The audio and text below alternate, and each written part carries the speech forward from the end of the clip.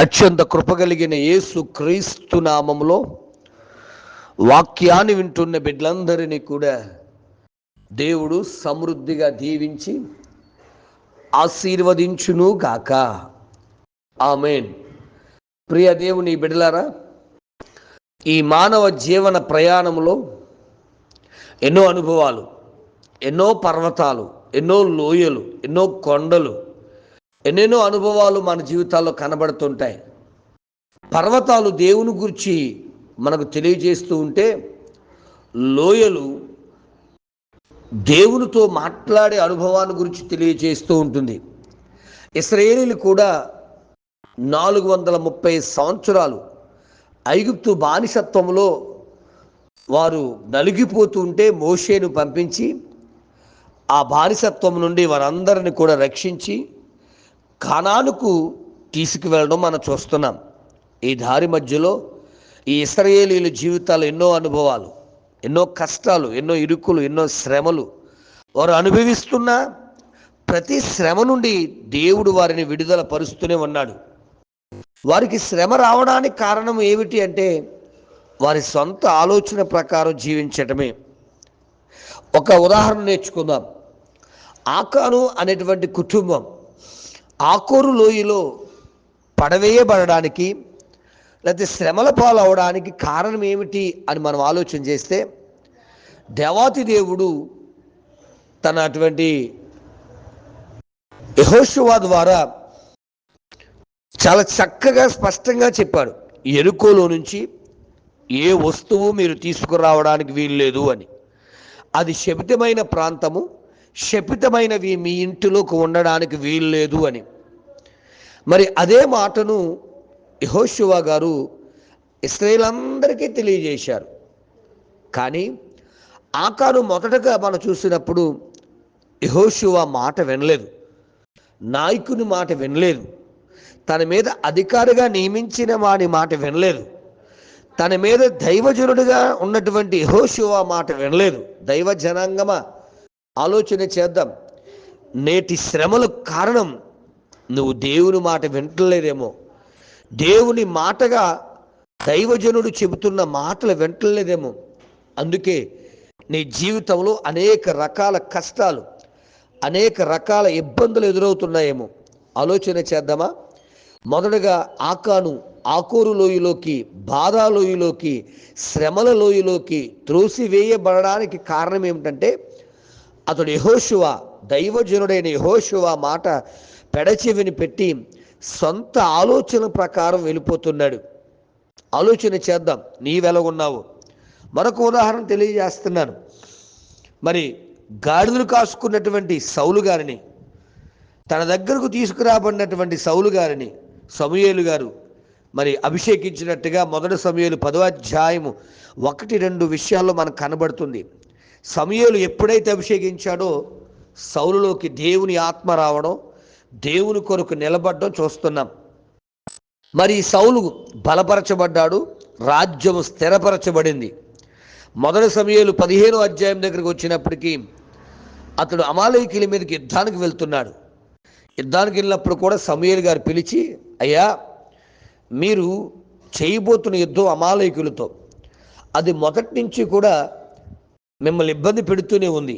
ఎలాగూ అంటే, యొర్దాను దాటిన వెంటనే అమాలేకీయులతో యుద్ధం. మనుషులు సగ ప్రయాణం కొనసాగించిన తర్వాత ఆ ప్రయాణ మధ్యలో వారి మీదకి యుద్ధం. అంతేకాదు, మీరు స్థిరపడుతున్నప్పుడు కూడా మీ మీద యుద్ధం చేస్తున్నారు. అనగా యొర్దాను దాటి అనుభవం, రక్షణ పొందిన దగ్గర నుంచి అమాలేకుడు మీ మీద యుద్ధాన్ని చేస్తూనే ఉన్నాడు. కాబట్టి వారిని బొత్తుగా నిర్మూలన చేయండి, నాశనం చేయండి అని దేవాతి దేవుడు సమూయేలు ద్వారా సౌలు గారికి తెలియజేశాడు. కానీ సౌలు గారు యుద్ధముకు వెళ్ళిన తర్వాత అక్కడ అమాలేకీయుల్లో శపితమైనటువంటి వాటిలో మరి బలహీనము చంపేసి బలమైనవని తెచ్చుకున్నాడు. అనగా దైవజనుని మాట లెక్క చేయకుండా తన సొంత ఆలోచన ప్రకారం జీవిస్తూ వెళ్ళిపోయాడు. దైవ జనాంగమా, ఆలోచిస్తున్నావా?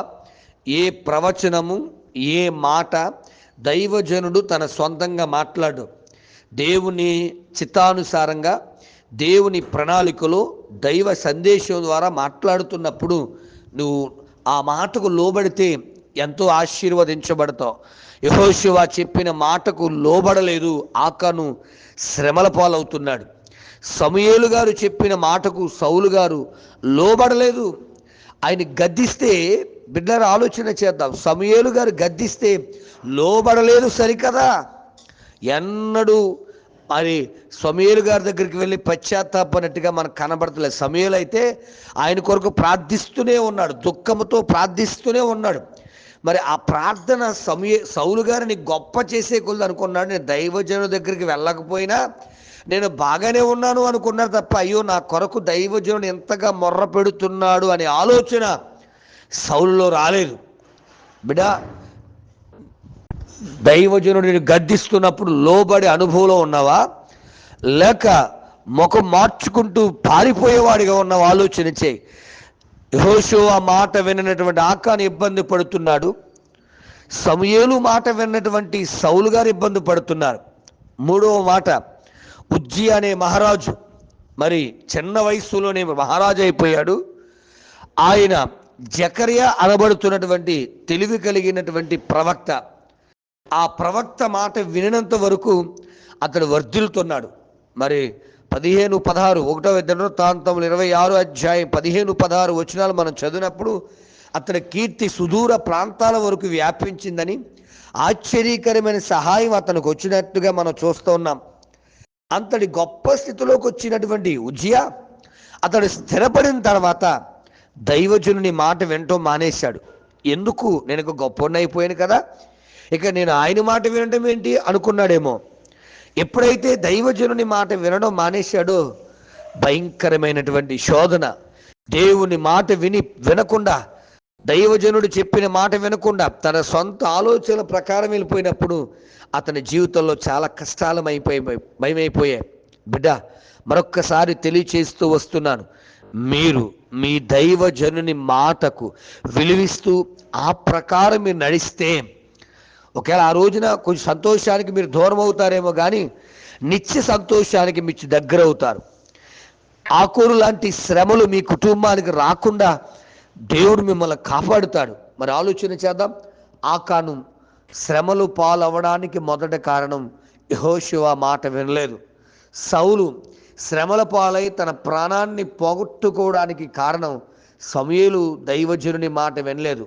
ఉజ్జియా భయంకరమైన రోగము చేత ఇబ్బందులు పడ్డానికి కారణం ఆ టైంలో ఉన్న దైవజనుని మాట వినలేదు. మరి మీరు ఎలాగున్నారు? మీ దైవజనుని మాట ప్రకారం నడుస్తున్నారా? సొంత ఆలోచన ప్రకారం మాకు తెలిసిందే వేదం అనుకుంటూ కొన్నిసార్లు మీ ఇష్టానుసారంగా నడుచుకుంటూ వెళ్ళిపోతున్నారా? ఆ భయంకరమైన శ్రమలు మీ మీదకు రాకముందే దేవుని వాక్కును తెలియజేస్తున్నటువంటి దైవజనుని మాట వింటూ దైవాశీర్వాదాలు పొందుకోండి. దేవుడి మాటలు దీవించును గాక.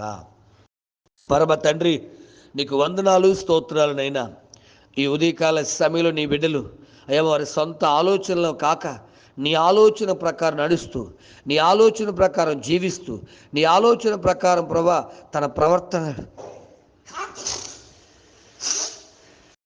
సరి చేసుకుంటూ నిలబడే జ్ఞానాన్ని దయచేయండి.